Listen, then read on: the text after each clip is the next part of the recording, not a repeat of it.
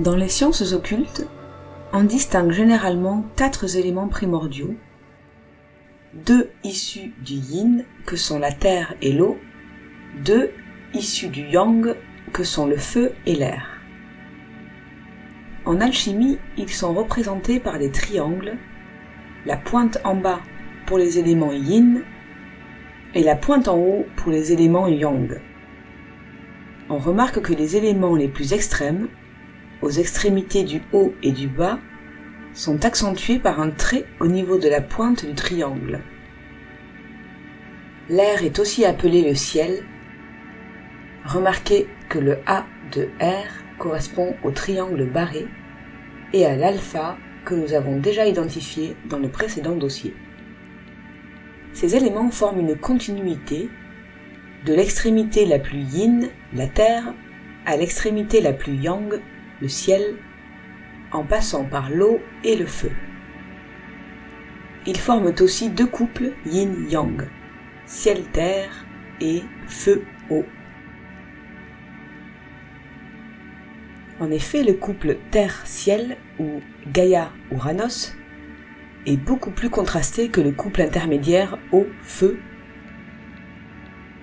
car ils ne sont pas mélangés, ils sont éloignés, ils ne se touchent pas.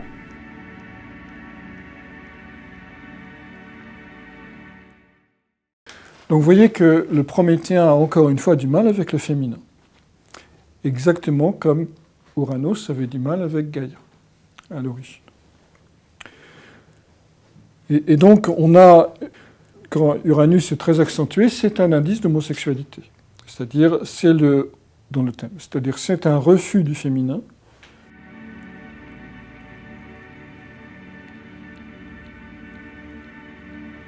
Ces mêmes éléments du Yi-King, sous forme de trigrammes, montrent que l'air est 100% yang, car composé de 3 traits yang, et la terre 100% yin, car composé de 3 traits yin. En revanche, l'eau et le feu sont plus nuancés, car ils incluent chacun un tiers de l'élément opposé complémentaire, 2 traits yin et 1 yang pour l'eau, 2 traits yang et 1 yin pour le feu. L'eau, qui est majoritairement yin, prend la faculté yang de se répandre et pénétrer, que ne possède pas la terre. Et le feu, qui est majoritairement yang, prend la faculté yin de se nourrir de ce qu'il consume. Consommer est une faculté réceptive caractéristique du yin. Le feu consume et se consume, caractéristique dont l'air, intégralement yang, est dépourvu. Le Yi-King est appelé le livre des mutations, car selon le Yi-King, la vie est un changement perpétuel, passant sans arrêt du yin au yang et du yang au yin. Ces différents états sont représentés par 4 chiffres. Le 7 représente le yang jeune, le 8 le yin jeune, le 6 le yin vieux et le 9 le yang vieux. Les 2 premiers sont des états stables et durables. Ils ne changent pas, alors que les 2 derniers, étant vieux, en fin de vie, leur état va basculer vers leur état opposé, complémentaire. Le 6 du vieux yin va devenir un yang et le 9 du vieux yang va devenir un yin. Le 7 et le 8 préfigurent la stabilité, le 6 et le 9 préfigurent le changement.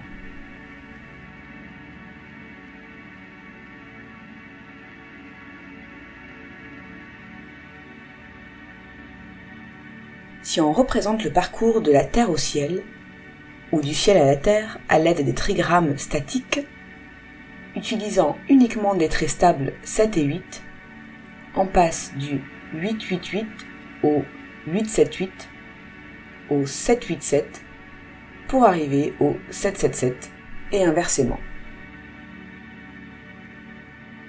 Mais si on représente ce parcours comme une transmutation, par les traits de transformation 6 et 9, on passe de la terre au ciel par le 666 et du ciel à la terre par le 999. Lequel du feu et de l'eau est-il donc associé au 999 ou au 666, sachant que les deux sont inclus dans ce passage du ciel à la terre et de la terre au ciel? Les 6 et 9 de l'eau et du feu sont comme un tourbillon entre ciel et terre, le feu des éclairs et la pluie de l'orage qui les relient l'un l'autre.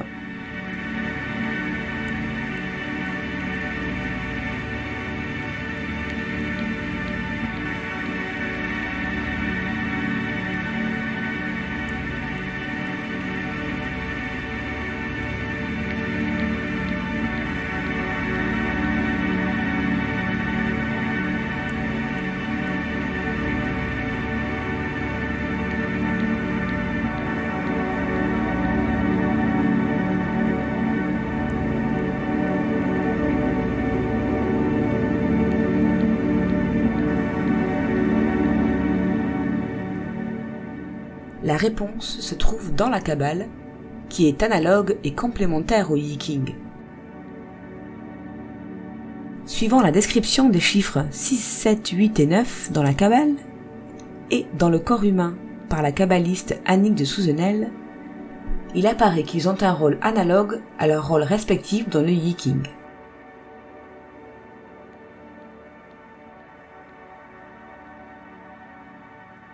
L'alternance cyclique du yin et du yang au travers des 4 chiffres, représentés sur l'axe de l'ordonnée, crée une oscillation infinie.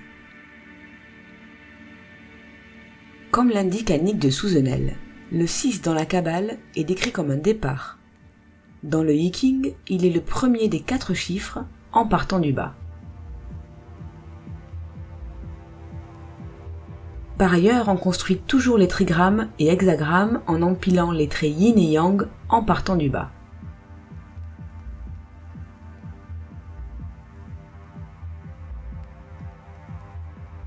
Le 7 dans la Kabbale est le résultat de la conjonction de 2 éléments égaux, comme Da'at est le résultat de la co-naissance des 2 piliers, Da'at et le 7e ciel, le chiffre 7. Tout comme dans le Yiking où le trigramme 777 est le trigramme du ciel. De plus, Uranus, à laquelle Da'at est associé, est le dieu du ciel et de la voûte céleste. Le 7 est aussi décrit dans la Kabbale comme étant négatif, c'est-à-dire yin. Or, l'hexagramme du Yiking, composé de 2 trigrammes 777 et 777, appelé le créateur est yang. Mais le créateur ou Dieu est aussi observateur, c'est l'œil omniscient. Malgré son caractère yang des plus dominants, Da'at possède donc une caractéristique yin d'importance due à sa fonction visuelle du 3e œil, qui est réceptif, fonction yin par excellence, donc négative, comme les 2 pôles d'une pile électrique.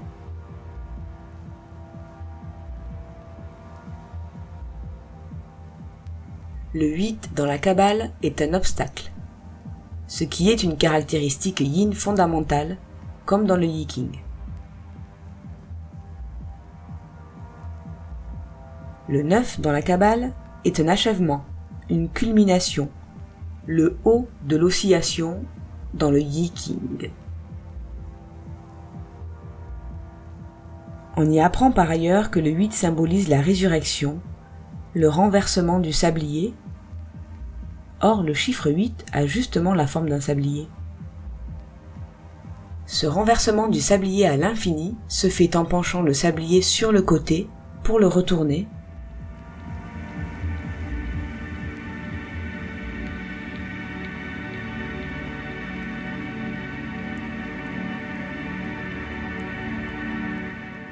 La séphira Bina comporte 50 rayons, mais seulement 49 sont accessibles.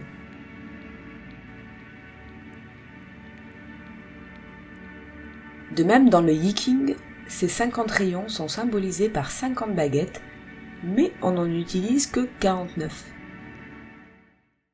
Donc du coup, voilà, on se retrouve en présence avec les baguettes d'Aquilée de 50 baguettes au total. Et pour le tirage du Yi-King, avec les baguettes, on enlève toujours au départ une baguette qui représente le 1 primordial et indivisible, l'unité en soi.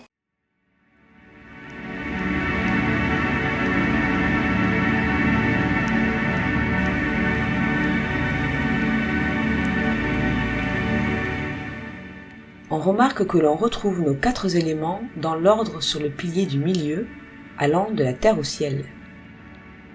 En prenant les planètes correspondantes dans l'arbre de vie, on voit que le couple Terre-Ciel correspond à Gaïa, Uranus, et que le couple Eau-Feu correspond à Lune, Soleil. Ou encore le couple de Séphiroth, Malkout, Da'at et Yesod, Tiferet.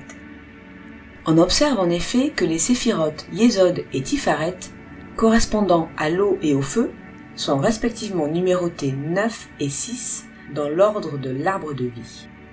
Le 666 revient donc à Tiferet, au feu, au soleil, et le 999 à Yesod, l'eau, la lune.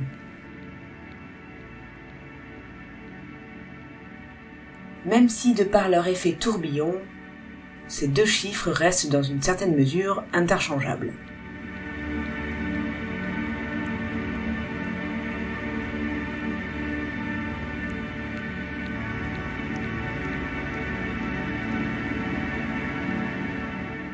Cette association du 999 à Yesod, plutôt qu'à Tiferet, est aussi confirmée dans le Yi-King. Comme nous l'avons vu, le passage alpha-oméga suit le système digestif, avec la bouche en haut, entre les 2 chakras de la gorge et du 3e œil, et en bas le périnée. L'hexagramme du Yi-King correspondant au système digestif est l'alimentation, dont la forme évoque effectivement un orifice, que l'on peut situer au point d'entrée de Da'at et au point de sortie à Yesod. Le numéro de cet hexagramme est le 27, c'est-à-dire 9 plus 9 plus 9. Ce qui rapproche une fois de plus Yesod au 999 et non au 666.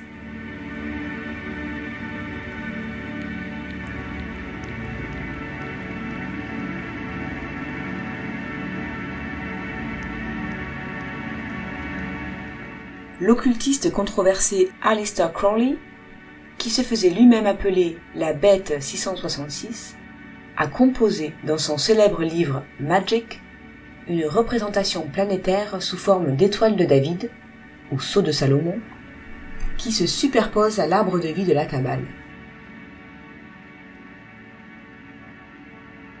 Excepté Saturne, qui remplace Uranus, car le sceau se limite aux 7 astres traditionnels visibles à l'œil nu. On observe en effet que le Soleil est associé au nombre 6 et 666. La séphira Tiferet, associée au Soleil, à l'élément feu et au nombre 666, correspond à la matrice de feu évoquée par la kabbaliste Annick de Souzenel. Champ de cinabre pelvien, champ de cinabre thoracique et champ de cinabre crânien. On va retrouver ça, j'ai retrouvé ça chez les Mayas, chez les Amérindiens, bon, un partout. Chez les chrétiens, c'est baptême d'eau, baptême de feu, baptême du crâne. Mais c'est exactement la même réalité. Le feu du désir que Prométhée va donner la nouvelle race des hommes sera le point de départ de son ascension vers le soleil.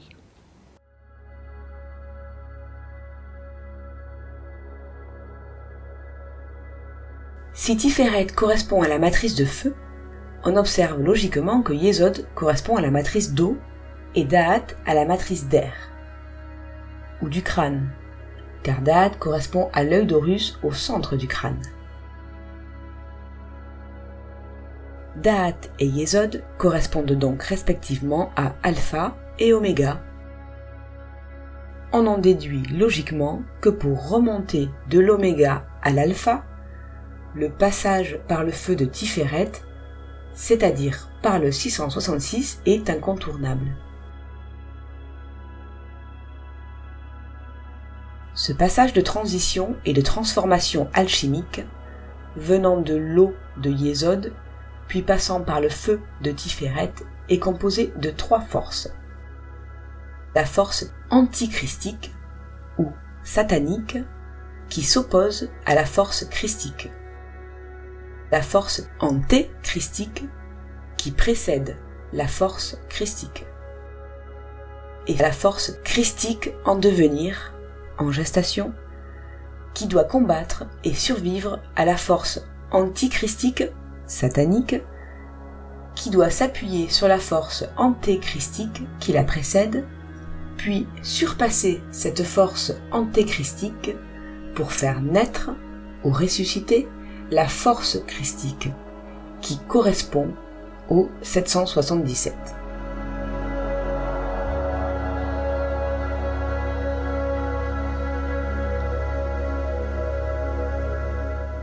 La force antichristique, satanique, est une force limitante, qui fait obstacle, qui contient. On décrit Satan comme l'adversaire, l'obstacle qui barre le chemin. Il est associé à Saturne, qui est aussi une force limitante, à commencer par ses anneaux qui contiennent. Les mots commençant par la syllabe Sat, S-A-T, comme Satan, ou le verbe Sat-urer, signifient atteindre les limites. Par conséquent, Saturne, qui commence par Sat, mais finit aussi par urne, qui est un contenant, est caractéristique de la force satanique qui contrôle et contient. Saturne est aussi en lien avec le Soleil. On la surnomme en effet le Soleil noir.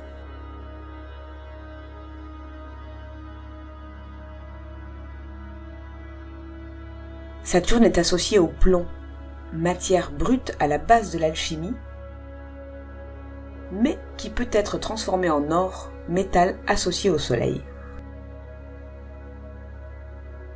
C'est en effet au cœur des étoiles, comme le Soleil, que tous les éléments, y compris les métaux, sont transmutés.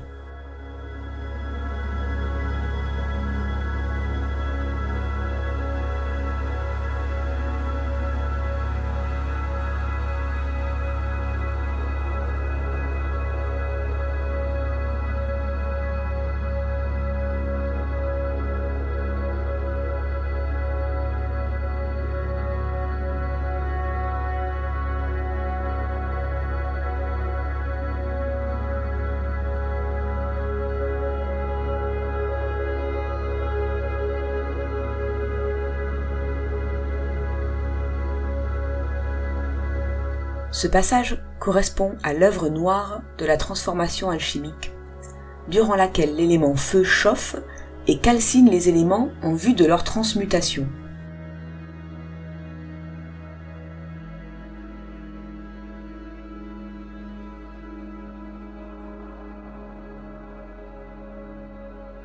Comme le Soleil, Saturne est associé à l'hexagramme, dont il est ici la planète dominante,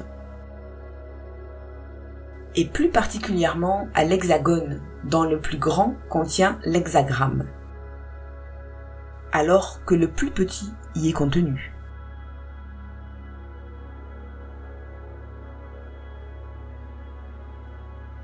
Il se trouve en effet que la planète Saturne possède un hexagone à son pôle nord.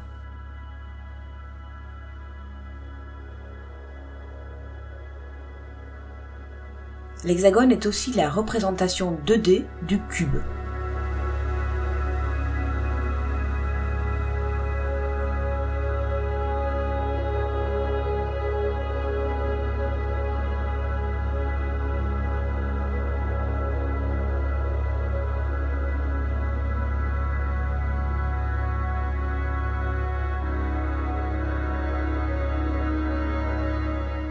Le cube noir est connu pour représenter les attributs de Saturne.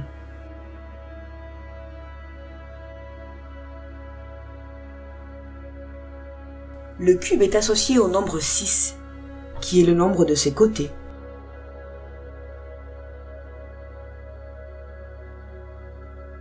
Tout comme le samedi, 6e jour de la semaine, est associé à Saturne. Encore plus explicitement en anglais avec le mot Saturday.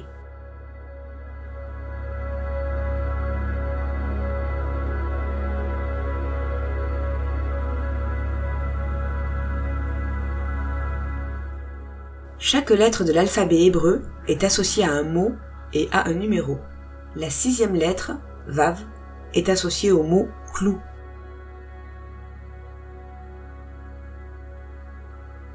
C'est la raison pour laquelle Jésus n'est crucifié qu'avec 3 clous et non 4.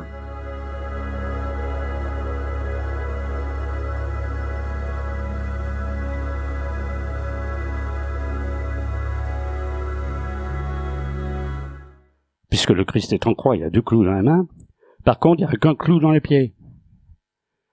C'est-à-dire le pied gauche est superposé au pied droit et il n'y a qu'un clou en même temps pour les 2 pieds. Bon. Alors, conclusion que vous allez faire aujourd'hui serait beaucoup plus que tous les experts du linceul de Turin. Quand vous voyez les images de la crucifixion partout dans le monde, la couronne d'épines est fausse puisque c'est un bonnet, et quand il y a 2 pieds cloutés, il n'y en a qu'un seul. Et les seules vraies représentations de la crucifixion, c'est quand les 2 pieds sont posés avec un seul clou. Attention, le clou, il fait 15 cm de long, hein, c'est un machin comme ça.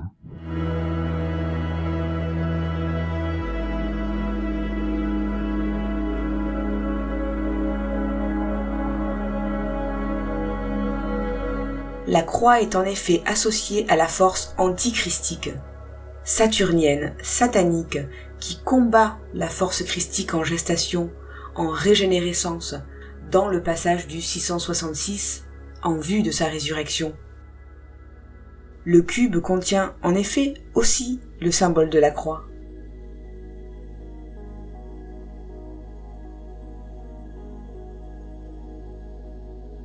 Ce processus de transformation n'est pas exclusivement réservé au Christ. C'est un archétype qui peut s'appliquer à différents types d'entités, à différentes échelles, à différentes époques. Chez des personnages, sur plusieurs générations de personnages, voire même à l'échelle des civilisations, qui naissent, meurent, se transforment, etc. Now this symbol. Madonna and child. Faith, Christianity. No, it's a pagan god Horus and his mother Isis centuries before the birth of Christ. Understanding our past determines actively our ability to understand the present.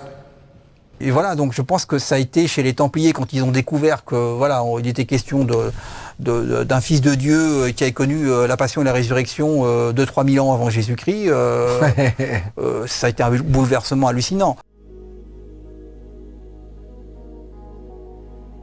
En effet, la vie des personnages d'Osiris et d'Horus reprend cet archétype, lors duquel Osiris est crucifié à un sycomore, puis découpé par Seth, qui est la version égyptienne de Satan, la force satanique étant aussi celle de la division, qui coupe et découpe. Les sources incrustées à l'écran sont souvent placées à titre informatif. Elles n'ont pas toujours vocation à être dictées dans la narration, mais vous êtes invité à faire pause lorsque vous voulez vérifier ou approfondir. Seth découpa Osiris en 14 morceaux, qui correspondent aux 14 étapes du chemin de croix de Jésus.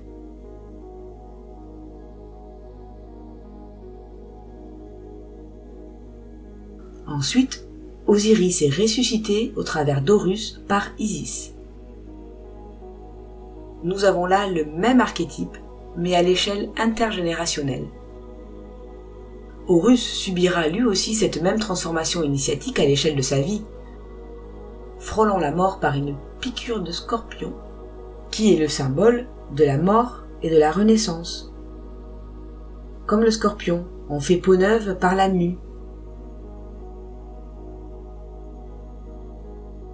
Horus est associé à différents oiseaux, au faucon, à l'épervier, au héron, dont il tient l'étymologie, et au phénix, qui lui-même renaît de ses cendres.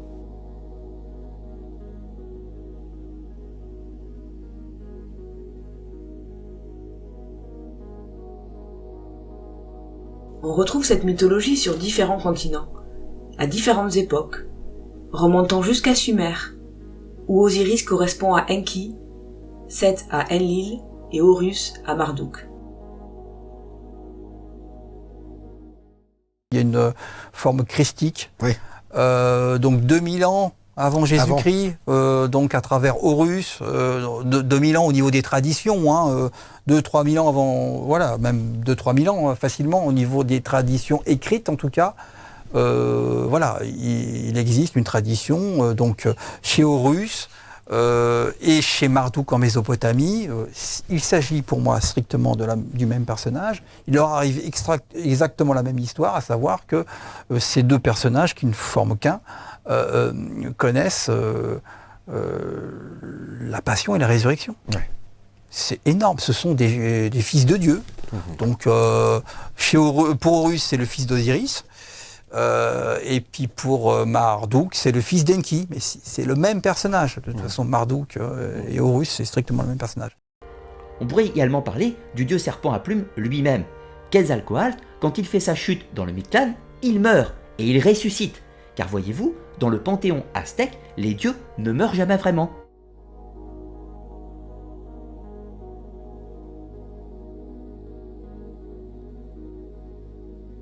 Chez les Grecs, le personnage de Prométhée subit lui aussi cette épreuve. Comme Jésus, il se veut sauveur de l'humanité, conteste le pouvoir établi et paye pour les péchés de l'humanité. Il se retrouve crucifié sur un rocher et se trouve blessé par un aigle au même niveau que la blessure infligée à Jésus par la Sainte Lance.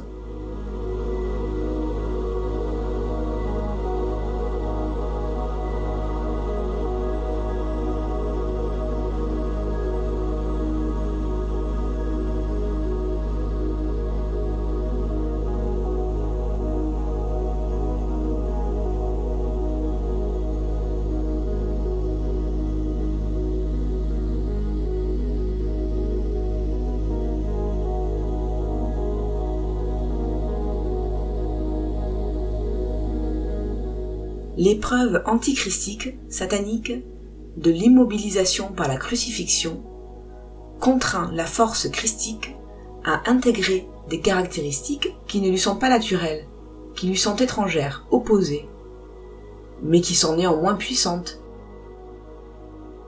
Une fois éprouvée par paralysie de la force satanique, la force christique se retrouve donc renforcée et d'autant plus à même d'accomplir sa mission salvatrice qui succédera à sa résurrection.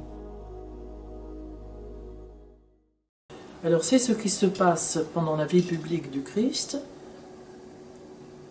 où les malades qui viennent vers lui sont les objectivations de toutes ces puissances animales qui sont au cœur de l'humanité.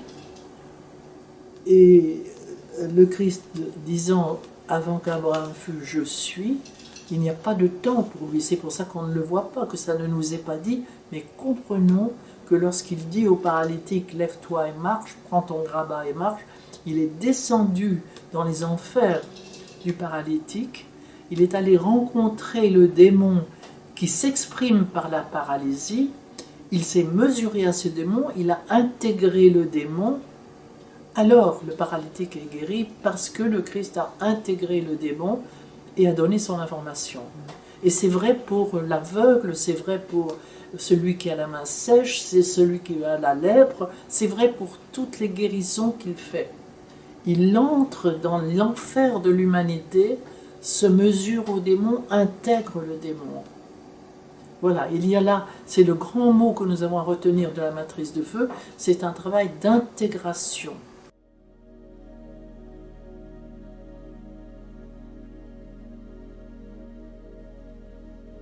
C'est ainsi que Marduk, le Horus sumérien, finira par supplanter Enlil, le Satan sumérien, et absorber ses attributions.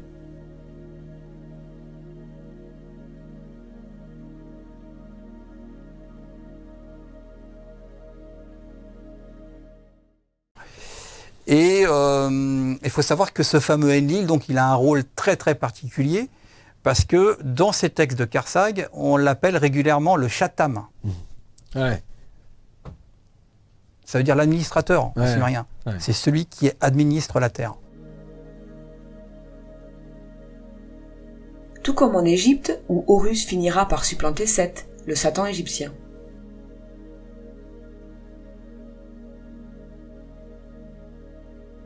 Le passage satanique du 666 pourrait se résumer par la célèbre citation de Nietzsche « Ce qui ne me tue pas me rend plus fort ».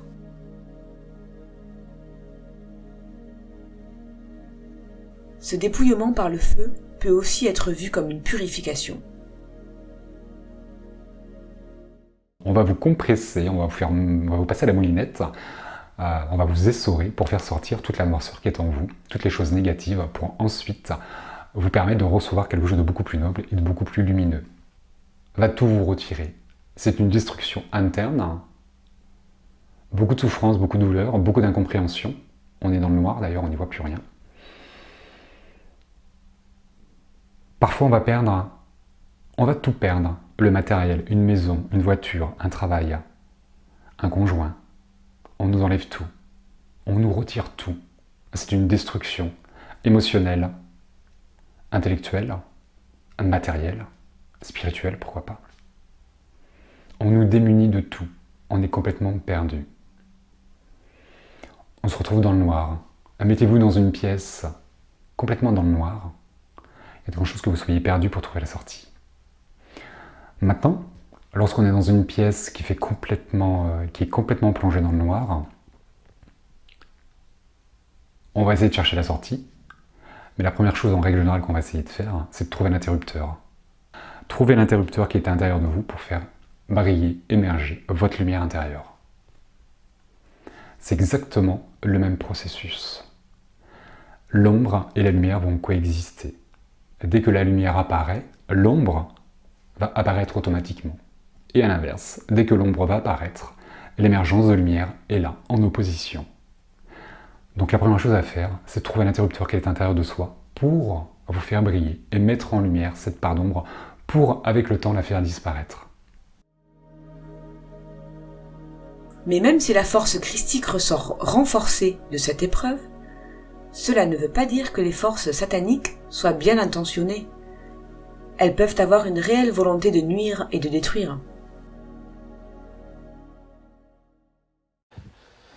A lot of Christians wear crosses around their necks. Do you think when Jesus comes back, he ever wants to see a fucking cross?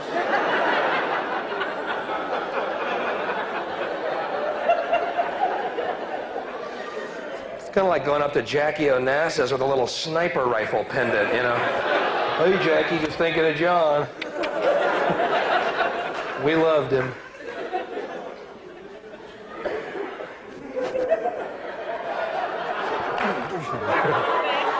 We loved it. He's great.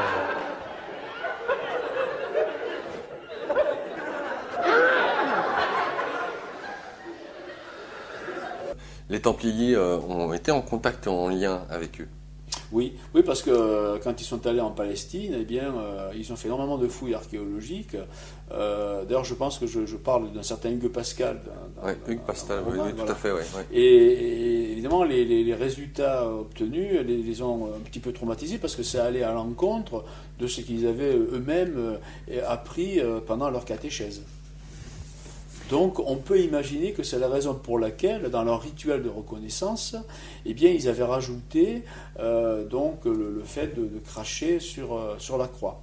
Parce qu'on les aurait menti depuis le départ, que cette croix, elle ne représentait pas en réalité la venue du Messie pour l'épanouissement des hommes, mais elle signifiait à la face de tout le monde l'échec d'Enki. L'échec donc du vrai Messie. Voilà, parce que celui-ci n'avait peut-être pas forcément l'intention de se faire crucifier au départ. Hein.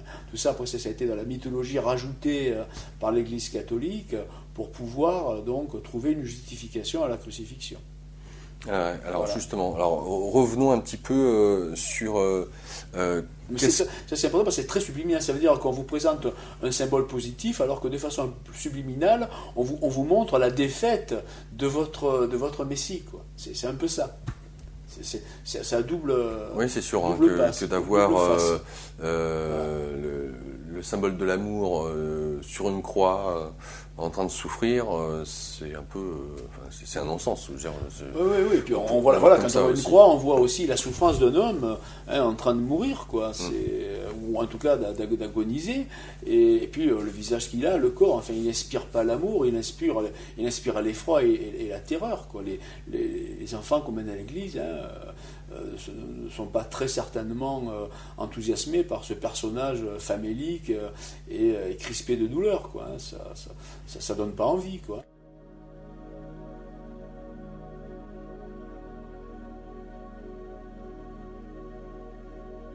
En effet, dans le grand œuvre alchimique, l'œuvre au blanc succède à l'œuvre au noir. Là intervient l'élément eau, qui soulage la matière précédemment asséchée par la calcination, agissant comme un dissolvant. Le crachat des Templiers symbolisait-il l'œuvre au blanc ?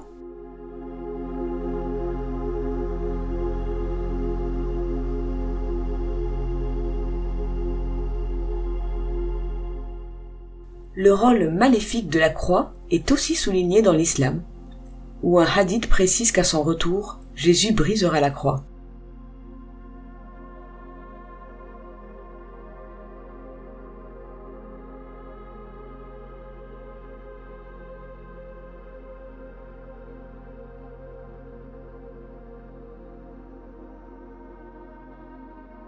Les Templiers avaient-ils des connaissances particulières qui les auraient amenés à appliquer ces principes de l'œuvre au blanc alchimique à la croix ?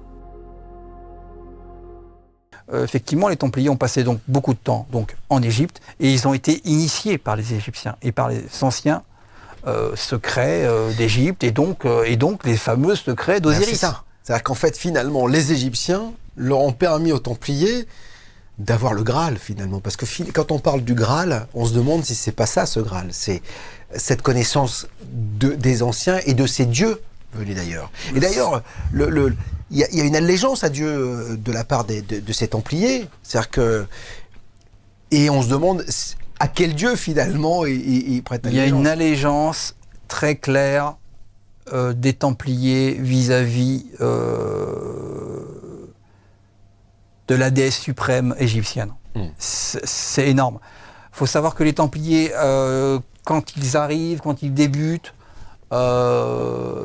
ils sont ce sont des moines qui deviendront soldats très vite. Et ils s'intéressent vraiment, ils ont une piété pas possible, ils s'intéressent vraiment à Marie-Madeleine, c'est vraiment quelque chose qui leur est très très cher. Le souci, c'est que quand ils vont passer autant de temps en Égypte, ils vont découvrir le pendant de Marie et de Marie-Madeleine, mais la version égyptienne beaucoup plus ancienne. Et ça va tout bouleverser. Oui. Autant le Vatican les suivait et les a vraiment suivis jusqu'au bout, quasiment, en tout cas pendant très longtemps, au bout d'un moment, c'était plus possible. Et ils comprennent quoi que finalement, toute l'histoire pour laquelle ils se battent, parce qu'en fait, ils font les croisades, finalement, elle remonte à plus loin et que ça est une ressucée, finalement. C'est ce que j'explique dans le livre Corpus Deae. It all started over 1,000 years ago when a French king conquered the holy city of Jerusalem. This crusade, one of the most massive, sweeping in history, was actually orchestrated by a secret brotherhood, the Priory of Sion, and their military arm, the Knights Templar. But the Templars were created to protect the Holy Land. That was a cover, to hide their true goal, according to this myth. Supposedly, the invasion was to find an artifact, lost since the time of Christ. An artifact, it was said, the Church would kill to possess. Did they find it, this buried treasure? Put it this way. One day the Templars simply stopped searching. They quit the Holy Land and traveled directly to Rome. Whether they blackmailed the papacy or the Church bought their silence, no one knows, but it is a fact. The papacy declared these priory knights, these Knights Templar, of limitless power. By the 1300s, the Templars had grown too powerful, too threatening. So the Vatican issued secret orders to be opened simultaneously all across Europe. The Pope had declared the Knights Templar Satan worshippers and said God had charged him with cleansing the earth of these heretics. The plan went off like clockwork. The Templars were all but exterminated. The date was October 13th, 1307, a Friday. Friday the 13th. The Pope sent troops to claim the Priory's treasure, but they found nothing.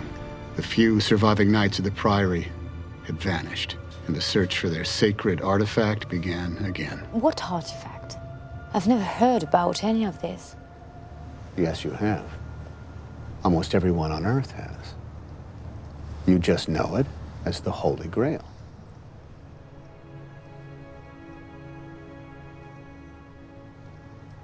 Please, Sonia thought he knew the location of the Holy Grail.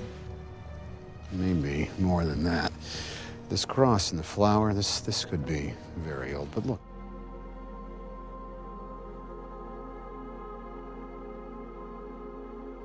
La France est elle-même appelée l'Hexagone, de par la forme de ses frontières, qui peuvent aussi contenir les deux triangles de l'hexagramme.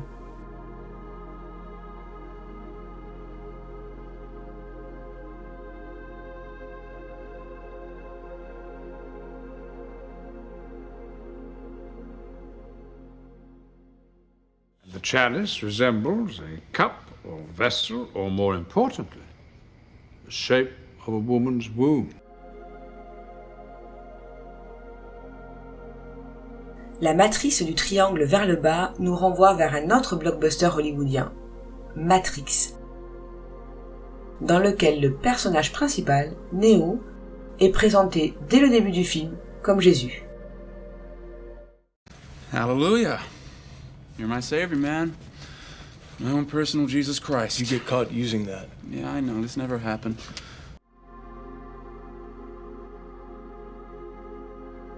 Neo va lui aussi subir, combattre et intégrer la force satanique qui va le pénétrer au niveau anatomique du plexus solaire, au niveau de Tiferet, le 666. Ce qui lui permet de faire renaître la lumière et de sortir de la matrice, de l'utérus, c'est-à-dire vivre une naissance. Il est descendu dans les enfers du paralytique. Il est allé rencontrer le démon qui s'exprime par la paralysie. Il s'est mesuré à ce démon, il a intégré le démon.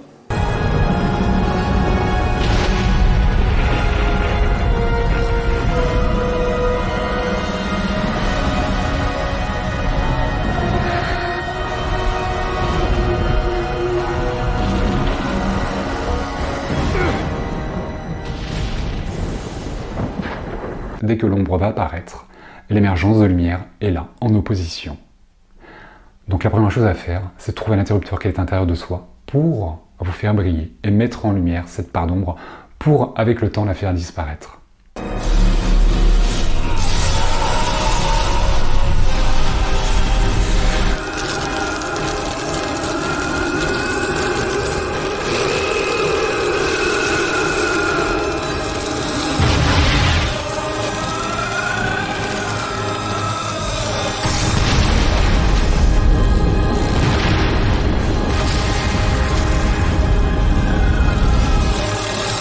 C'est le grand mot que nous avons à retenir de la matrice de feu, c'est un travail d'intégration.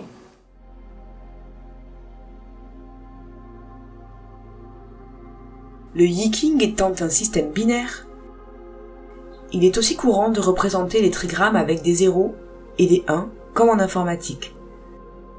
Le 0 représentant le yin et le 1 le yang.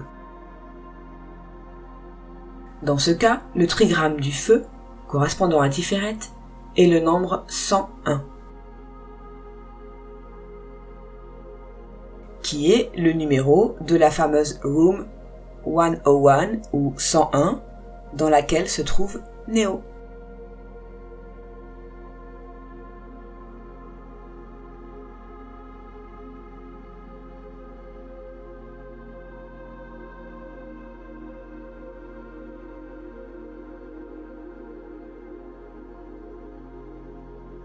Tel Horus perdant un œil en se battant contre Seth, Neo devient lui aussi aveugle au combat. Dans Matrix, tout comme dans Da Vinci Code, la lignée royale française des Mérovingiens joue un rôle important.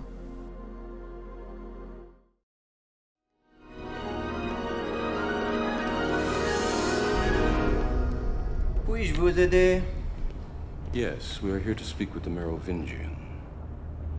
Of course. He has been expecting you. Aha, here he is at last. Neo, the one himself, right? And the legendary Morpheus. And Trinity, of course, si belle qu'elle me fait souffrir. I have heard so much you honor me. Please sit, join us. This is my wife, Persephone. Something to eat? Drink?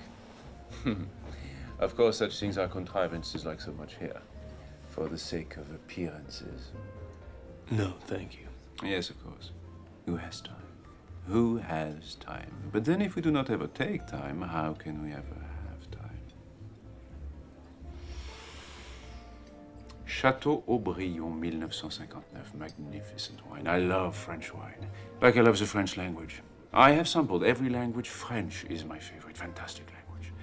Especially to curse with. Nom de Dieu, de putain de bordel de merde de saloperie de connard d'enculé de ta mère. It's like wiping your ass with silk. I love it. And this is you, isn't it?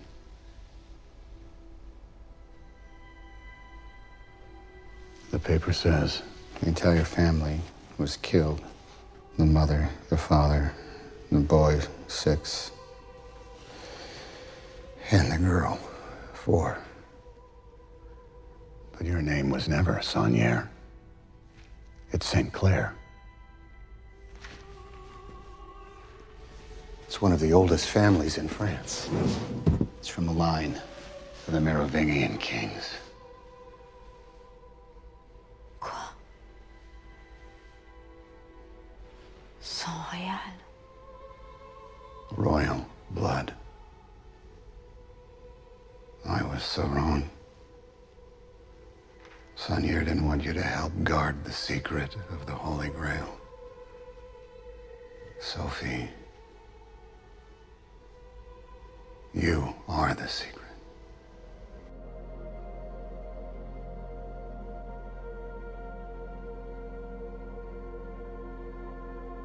Jésus est lui aussi un roi. D'où le sigle INRI, INRI, signifiant Jésus de Nazareth, roi des Juifs. Nous verrons en effet que le 666 est en lien avec la royauté perdue ou déchue.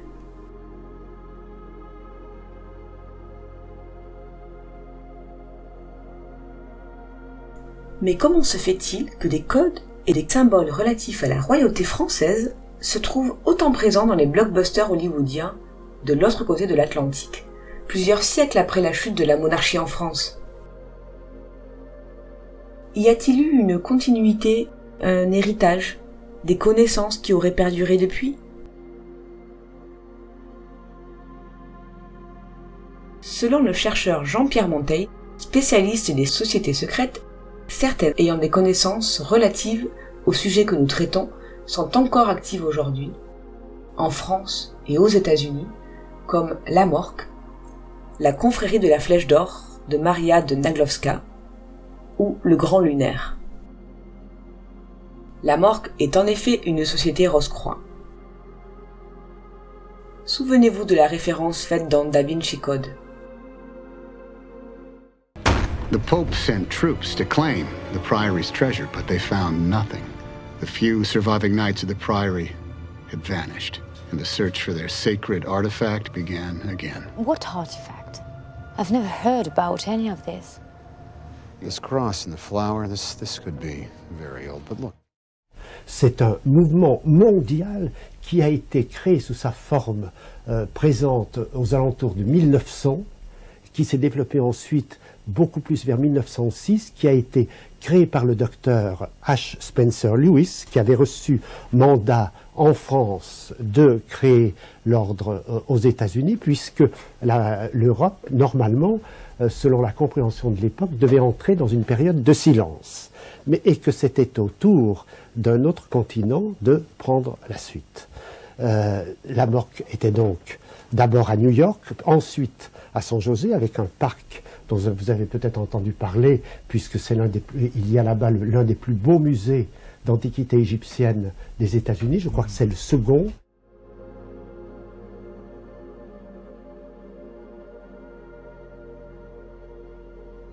Spencer Lewis a reçu cette mission au début du XXe siècle, à Toulouse.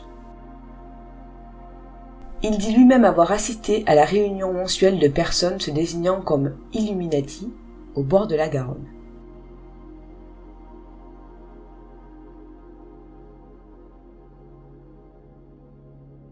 Les membres de la MORC sont généralement anonymes.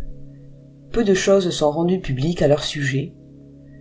Cependant, parmi les membres les plus illustres censés lui avoir appartenu, on trouve Walt Disney.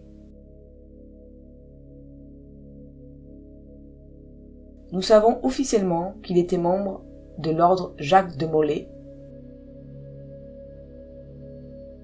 qui était le dernier maître de l'ordre du Temple.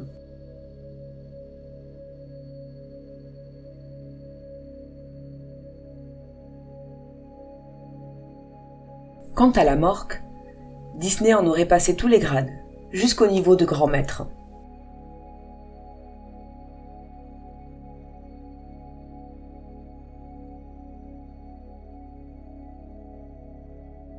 Les productions Disney sont toutes extrêmement chargées en ésotérisme, symbolisme, initiation et occultisme en tout genre.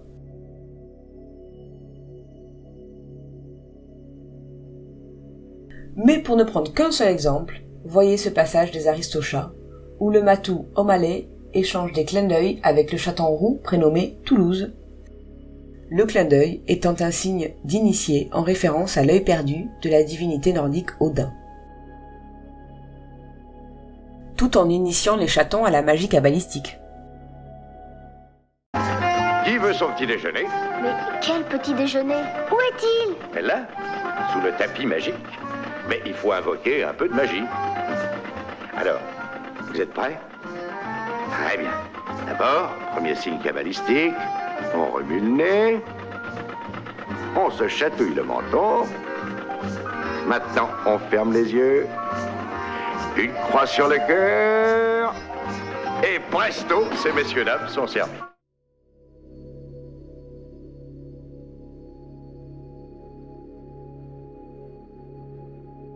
Selon le franc-maçon spécialiste des Templiers Tho Eleazar, interviewé par Anton Parks, les 9 chevaliers qui ont fondé l'ordre du Temple en 1129 font tous partie d'une autre société secrète, l'ordre d'Amus, fondé en l'an 804 à Toulouse. Cela laisse entrevoir une certaine continuité historique, dont l'origine connue est plus proche de la naissance de Jésus que de l'an 2000. Maria de Naglovska, à l'origine de la confrérie de la Flèche d'Or, évoquée par Jean-Pierre Monteil, se revendique comme sataniste. Dans son livre « Le mystère de la pendaison », elle confirme en effet que le processus de destruction de la force christique par la force antichristique consiste à la préparer à recevoir des qualités nouvelles. La régénérescence est précédée d'une dégénérescence. Dans le témoignage d'un initié décrivant un rituel de la Flèche d'Or, celui-ci explique que sa libération démarre au niveau du périnée et s'achève au niveau du cou, de Yesod à Da'at, d'Oméga à Alpha, ces 2 emplacements étant marqués par des arrêts lors de l'ascension.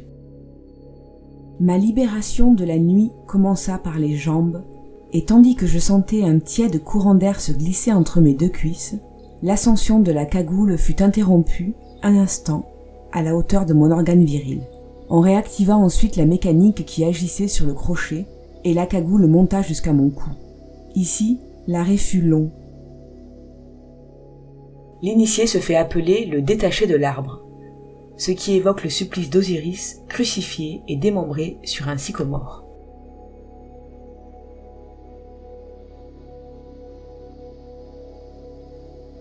Après les œuvres au noir et au blanc de l'alchimie, suit l'œuvre au rouge. Maria de Naglovska est aussi très impliquée dans les phases opératives de cette dernière phase alchimique. Selon Jean-Pierre Monteil, sa pratique perdure toujours en France. Elle trouve là aussi sa source dans la Rose-Croix, outre-Atlantique. Il y en a une pas que j'ai, sinon vous allez tous sortir de la salle de vitesse, de peur, mais je voudrais apporter une petite précision. Tu as employé le terme de magie rouge à un moment donné, avec les connotations qu'il peut y avoir derrière. Alors il faut être assez clair sur la magie rouge. Il y a 4 catégories de magie, mais il y a une magie qu'on appelle la magie rouge, mais ce n'est pas une magie qui doit être considérée que négative. C'est une magie du sang, sans aucun doute. C'est une magie qui est avant tout, elle est très dangereuse à manipuler, c'est ce qu'on appelle la magia sexualis, c'est la magie sexuelle.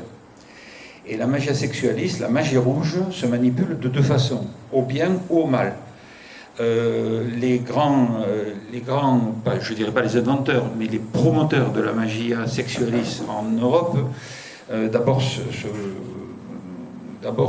c'est un Américain qui s'appelle Randolph, qui est un rosicrucien dans une tradition ancienne de la Rose-Croix d'un certain endroit de Bavière, donc je n'en dirai pas plus, parce que c'est quelque chose de très ancien, qui a créé aux États-Unis le premier mouvement rosicrucien américain, qui a commencé à travailler, à codifier la magia sexualis dans des termes cohérents pour des êtres du 19e siècle, etc. Mais la magia sexualis, telle que nous la connaissons encore actuellement, et elle est en train de redémarrer, elle est due essentiellement à une femme dont peu de gens d'entre vous doivent connaître le nom, qui était Maria de Naglovska.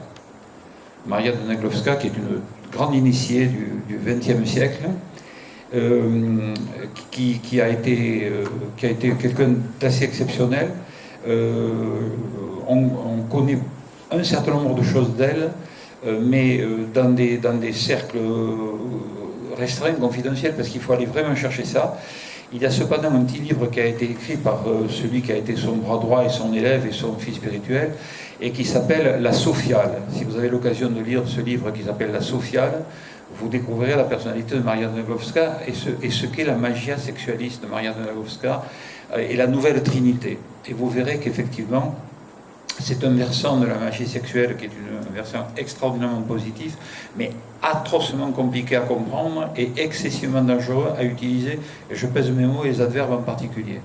Donc allez-y sur la pointe des pieds, ne vous aventurez pas là-dedans n'importe comment, mais la magia sexualis, il y a 2 faces, 2 précises.